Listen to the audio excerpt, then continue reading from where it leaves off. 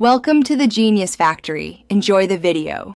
In this video, I will show you how to set up your Trezor Safe 5.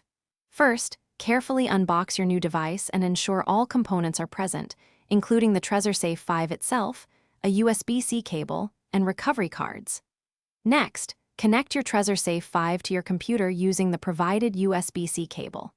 Once connected, open your web browser and go directly to the official Trezor Suite website to start the guided setup process. This initial step is crucial for a smooth experience. Now it is time to install the latest firmware.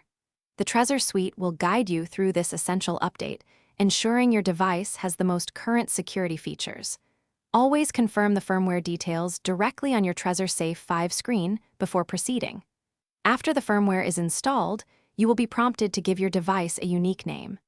Choose something memorable but not easily guessable, as this helps personalize your hardware wallet. This next step is perhaps the most critical, backing up your recovery seed phrase. Your Trezor Safe 5 will generate a unique 20-word sequence. It is absolutely vital to write these words down precisely, in order, on the provided recovery cards. Double-check every word for accuracy. Remember, this seed phrase is the only way to recover your funds if your device is lost or damaged, so store it in a highly secure and private place, away from your device. Finally, you will create a strong personal identification number, or PIN, for your Trezor Safe 5. This PIN will be required every time you want to access your device. Choose a combination of at least 4 digits that is easy for you to remember but difficult for others to guess.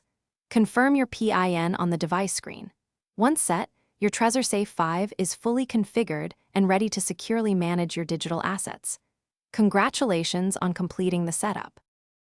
Thanks for watching. If you found this helpful, don't forget to like and subscribe.